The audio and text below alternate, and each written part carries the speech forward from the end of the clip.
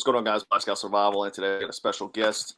This is the former White House Deputy Press Secretary Hogan Gidley. Thanks for joining us, Hogan.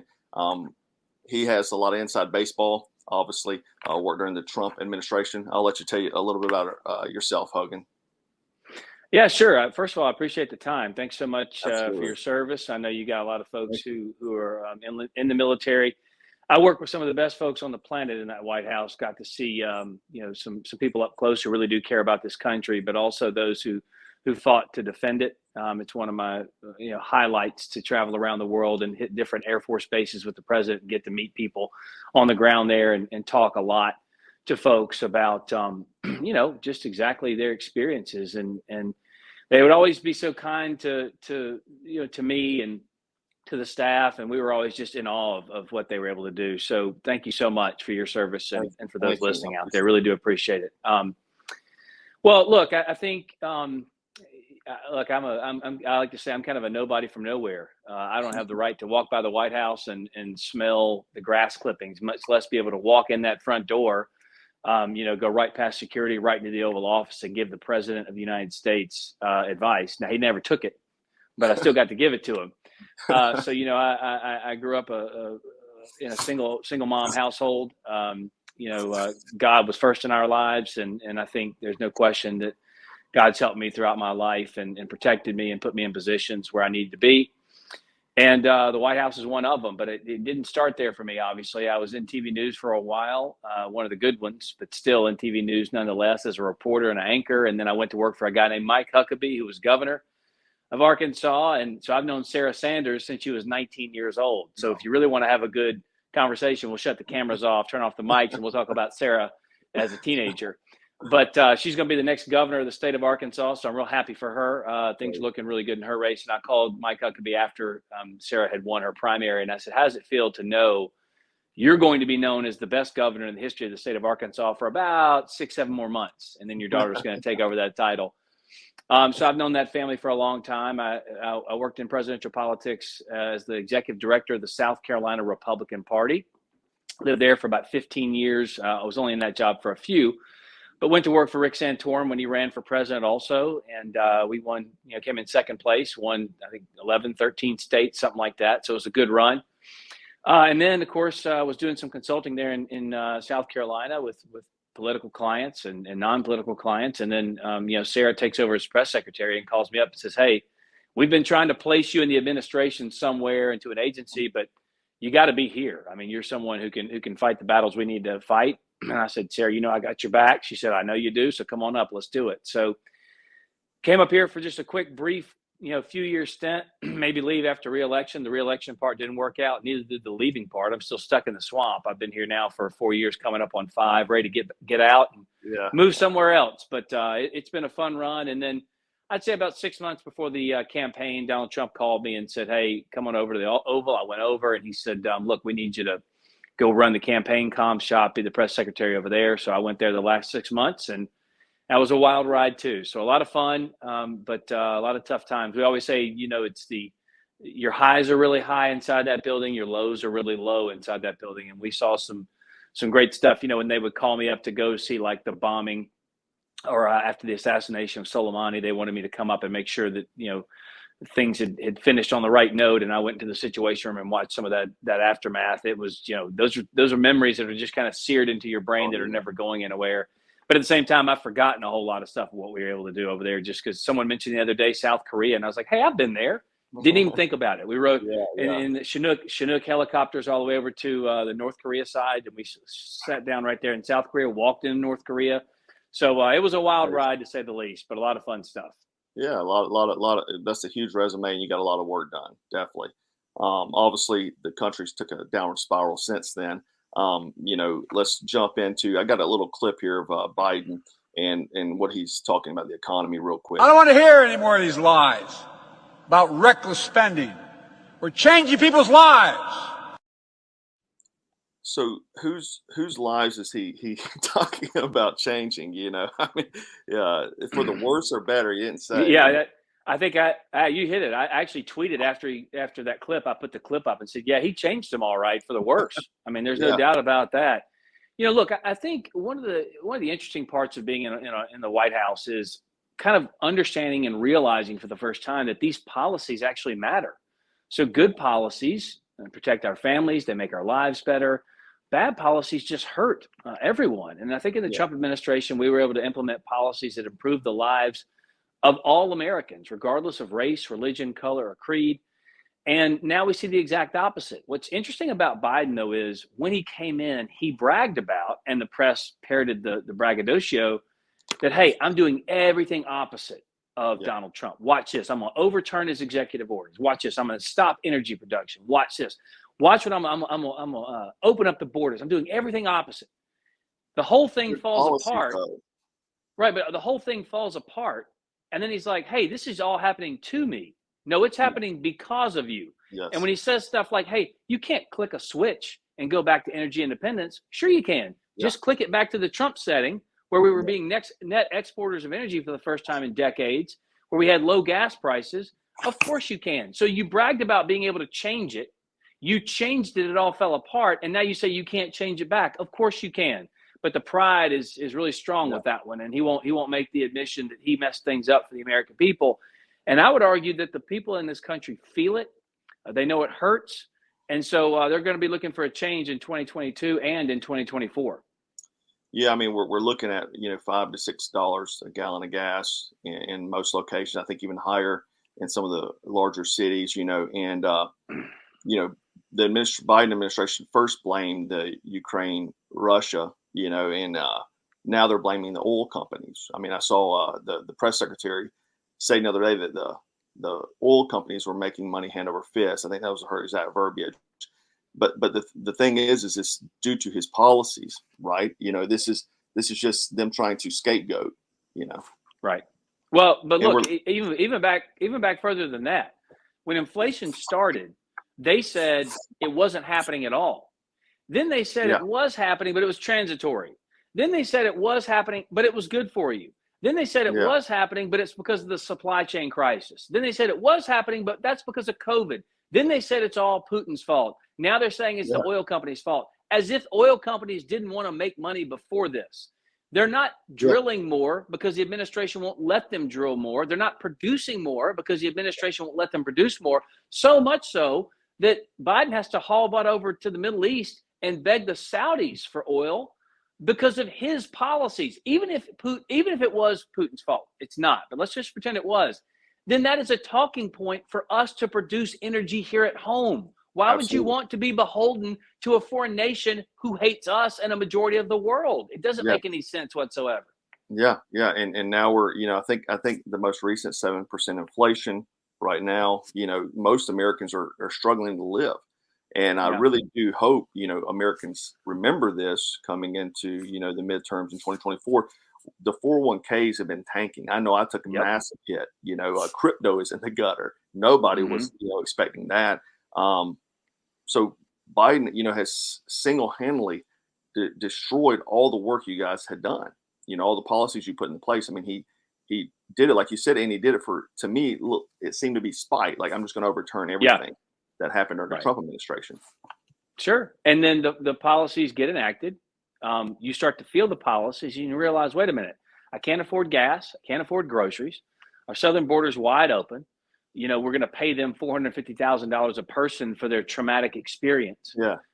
It makes no sense whatsoever. Crime is on the rise, and we tried to defund the police for the last year and a half, which all was Biden stuff. And I remember I got into an argument during the campaign with an anchor who said, no, he never said defund the police. I said, what he said was he was going to redirect funding from the cops. And I said, now, wait a minute. If you don't think redirect is the same thing as defund, then let me redirect your paycheck into my bank account. Yes. Everyone knows what that means. Kamala Harris herself was asking for money to bail out not the business owners who saw their lives destroyed to the tune of $2 billion across this country, but the criminals who caused the death and destruction. She was trying to bail them out of prison. So their track record for not supporting police officers, the folks in blue, obviously is a wrong-headed approach, so much so that so many on the left are coming out now and saying, no, we got to change that. I mean, remember in the State of the Union, he brought up fully funding cops, did Joe Biden, and everyone stood up and cheered. Yeah. When Donald Trump said the exact same thing, Democrats sat on their hands and booed him in the audience. So the whole thing is a joke, and it'd be funny. It'd be a funny one if it weren't so damaging to the people out here. Yeah. Yeah. I mean, and then he said he would, unite the country. He's been the most divisive president Absolutely. in history. And now we're coming into, the threats against the Second Amendment. Obviously, they just passed this bipartisan deal. Democrats always say they never let a good crisis go to waste, and they love to sway people's emotions. I think this whole thing, with the Uvalde shooting was, they push it so quickly while people were emotional, obviously. Mitch McConnell backed it. Lindsey Graham backed it. And so it's just crazy to me that a lot of these Republicans, they'll kind of whine and fuss on air, but then they'll ultimately side with the Democrats. Yeah, it's odd. And look, I know Lindsey Graham saw him last weekend over at the Faith and Freedom Coalition conference in Nashville. Obviously, being from South Carolina and working in party politics, I've been around his orbit for a while. For the life of me, I just can't figure these things out. After a shooting, you hear Democrats, especially in this one, saying, just do something. Just do something. Well, that doesn't make any – do what? Because they know they don't want to be specific, because they know once they get down to specifics, people are going to go, wait a minute. No, that's not the something we want done. Yeah. If you can show me a law that would have stopped Uvalde, I'm for it. Yeah. Now, I would argue there were plenty of laws on the books that would have stopped it, but yet, they weren't followed on the front end. Yes. Not necessarily background checks, because the guy didn't have a record, but other things with red flag laws, people, the postings he had online, things he was saying to people. Also, the person, the resource officer on the campus was supposed to have a gun. Now there's reports he didn't have a gun. Yeah. So there were all types of issues there that we could address that would be effective in this. And remember, one of the things we did in the Trump administration, we looked at the Fix NICS program, where we tried to do a better job with cross-checking state records with federal records. We banned bump stocks, to the chagrin of many on the Second Amendment crowd, and the NRA was furious about it. It didn't stop any of this. That's kind of the point here, right? Like, if you can show me something that would be effective, let's do it. Because what's going to happen is another shooting, sadly, will most certainly occur sooner or later. And then they're going to look around and go, well, it's because we didn't do enough. No, it's because you passed a law that was not effective or would not have stopped this. That's the real issue here. And I think the American people are sitting up and going, wait a minute. And I saw a meme going around that said something like, there are more than 300 million guns in this country, more than 1 trillion rounds of ammo. If we were the problem, you'd know it. We're not the problem. It's the criminal who's the problem. I'm always under the mindset less gun laws is almost better. You look at these inner cities that have the most strictest gun laws, people are defenseless, essentially. Right. We did a video 2 nights ago, I think it was, where there was some kids. I mean, they're like teenagers, and they had AR-15s running out of cars, like a war zone in the street. Those kids did not, I'm sure, get those weapons legally. So right. I don't know that. I just think if citizens were more armed citizens, there'd be a much different state of affairs in the country. One more point on that, though. At the same time they're going for your guns, they're defunding police. Yeah. So they're going for your guns, and then they're preventing the people who have guns from coming to protect you, and then they're thinking it's all going to go fine. It's exactly. Unreal. Yeah.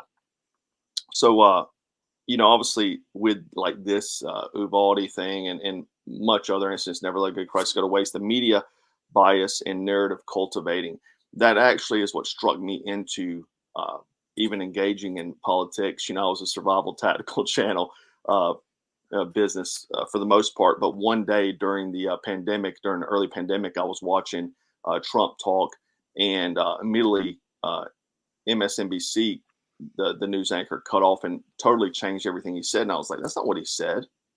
And that's whenever the light switch hit for me, and I started paying attention and noticing all these lies and narratives. And obviously you probably had to deal with and put out a lot of fires just for that kind of stuff, Yeah, all the time. And the problem is the media used to be concerned about getting it right. Now they're concerned about getting it first. So we were told, that the Russian bounty gate on American troops was real. It wasn't. Yeah. We were told that the Russia collusion with Donald Trump was real. It wasn't. We were told when he walked to the church after the BLM rioters tried to burn it to the ground that he decided to move them for a photo op. Found out that wasn't true either. It was like lie after lie after lie from the mainstream media. It didn't matter to them at all. The call he had with the Georgia state official, turns out that wasn't true either. The conversation as it was described. So, I always kind of point out and chuckle and say, look, it turns out everything we were saying before, they weren't conspiracy theories. They were spoiler alerts. We knew ahead of time what was happening here, and no one believed us, in part because they just don't like Donald Trump. They hate his policies. The left and the media work together. And look, the left controls all the major powers of influence, all the levers. It's the media, it's big tech, it's colleges and universities, and it's Hollywood. Those things influence a culture like nobody's business. And you saw how they know it, because when the hint was that Elon Musk may take over Twitter, they lost their minds, because it took away one of the clubs they've been trying to beat us over the head with for years. And I could give you countless war stories from inside the political war stories. Of course, I'm not diminishing an actual war story, but political war stories inside the White House where these press people just were unhinged, and they would yell at us for things.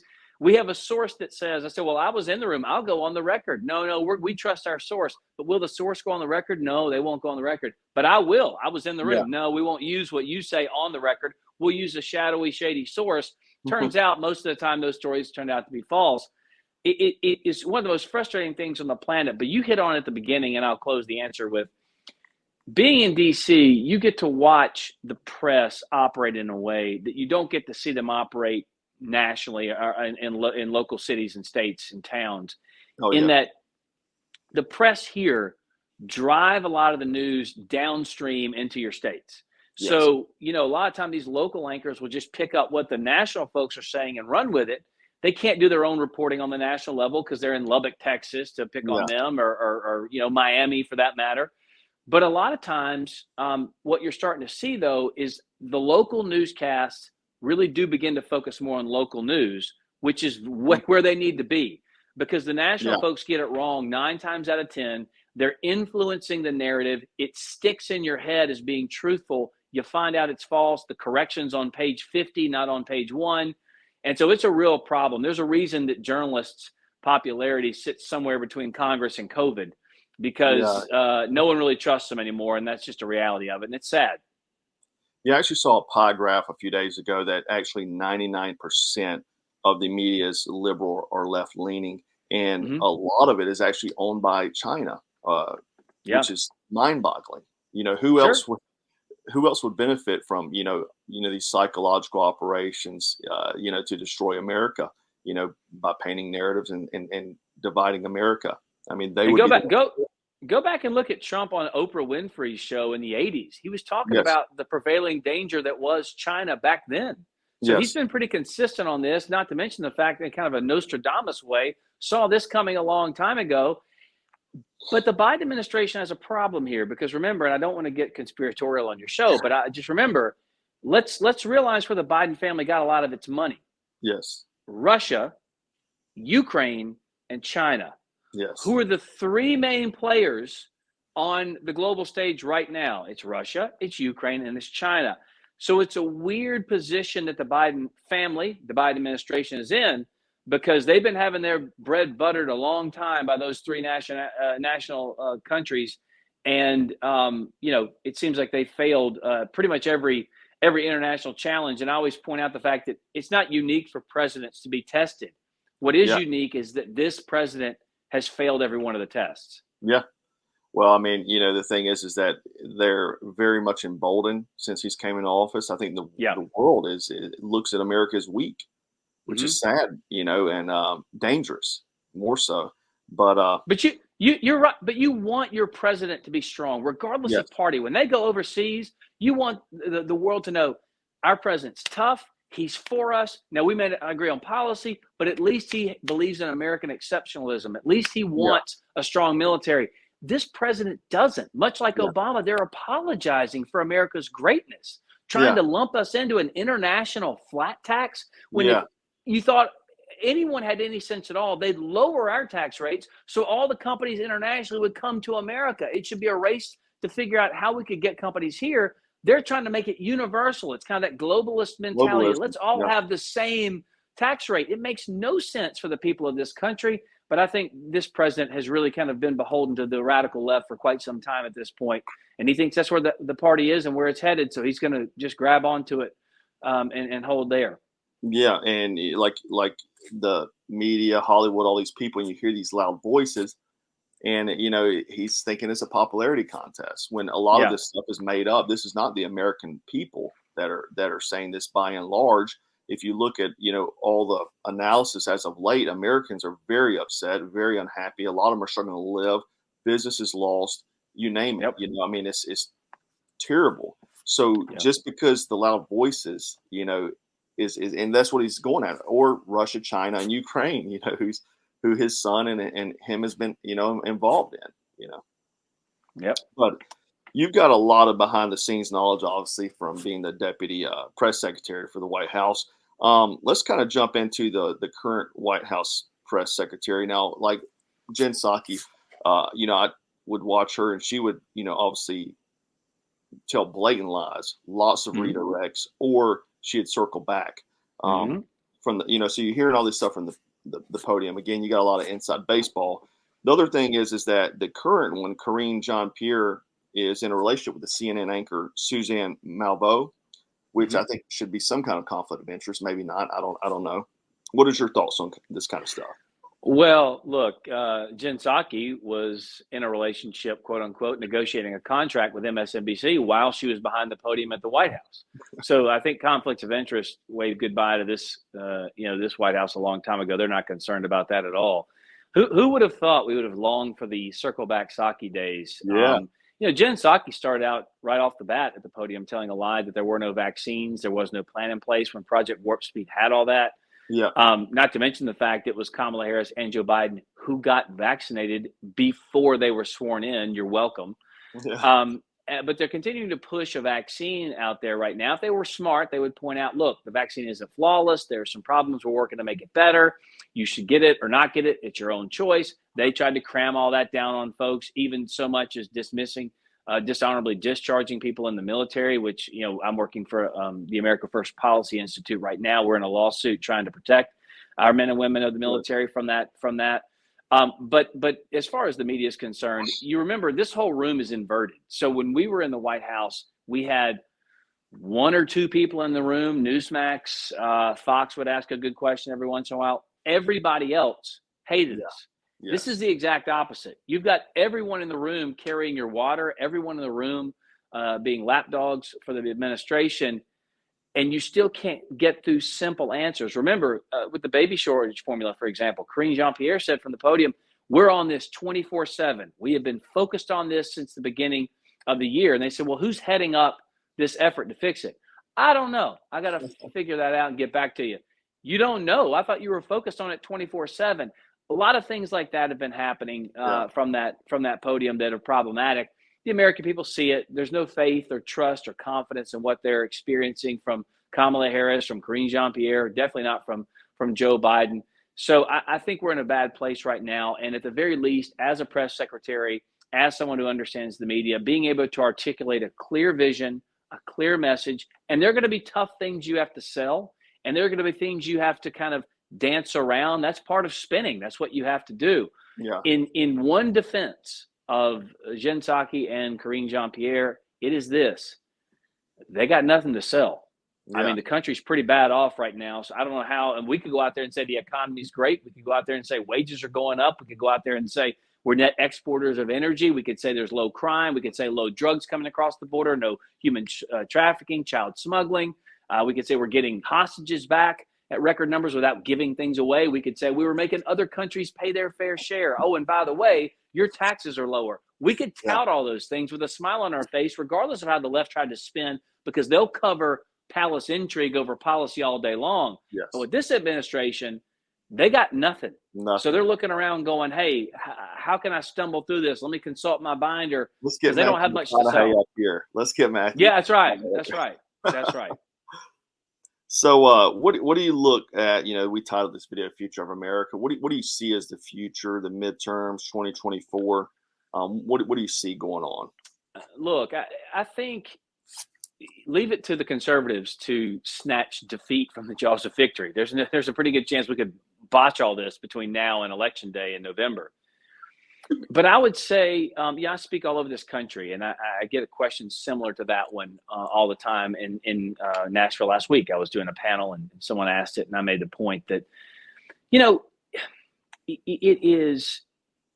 this country is the greatest idea ever realized. And it's sad but true when other countries, if you go down and see the camera work, the B-roll in Cuba, people are carrying our flag, chanting liberty and freedom through the streets, right? Yeah.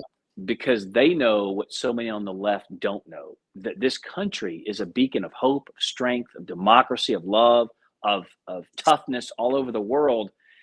And just when we thought that this country was kind of unrescuable, if that's even a word, coronavirus hit. And if there's one good thing that came out of coronavirus, it was that the curtain got pulled back, the veneer came down, and parents were like, no, wait a minute, you're teaching my kid what in school? Now that I can see it?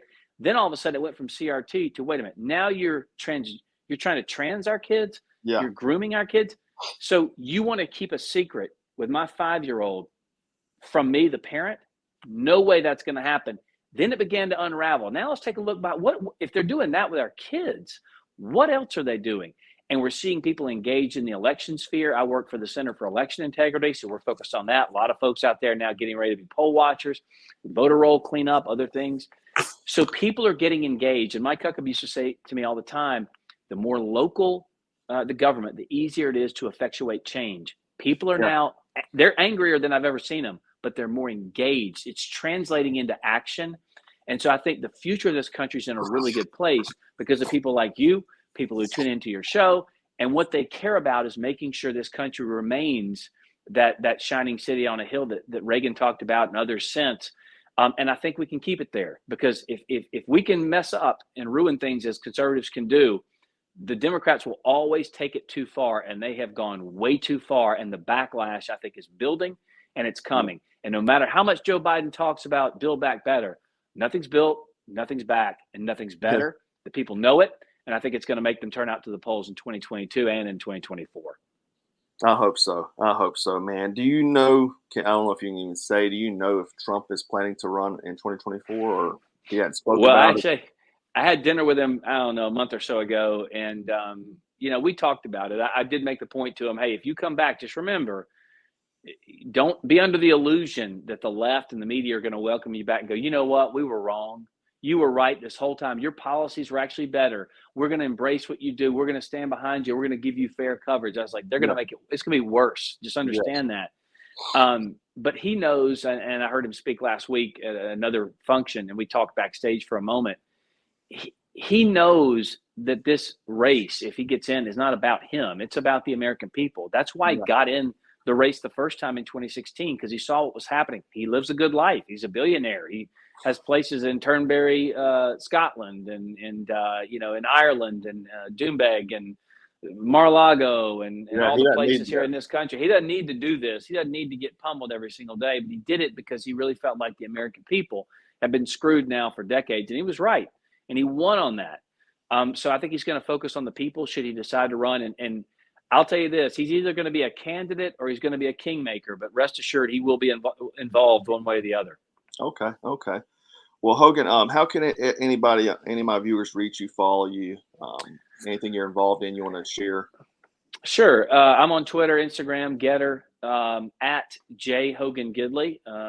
Put the first initial in there, at J Hogan Gidley. You'll get some updates, some fun pictures, about what we're doing with election integrity. Also some news stories I find interesting. So hit me up, DM me too, if you have a question or concern, and I can maybe point you in the right direction to someone who can fix it if I can't. So, I think social media is, like you said, technology is both good and bad in a lot of ways before we get started here today. And that's another perfect example. Social media is important. It's vital for our business. It allowed Donald Trump to speak directly to the American people. Yes. Didn't have to guess, didn't have to wait for a press conference. If he thought it, you saw it.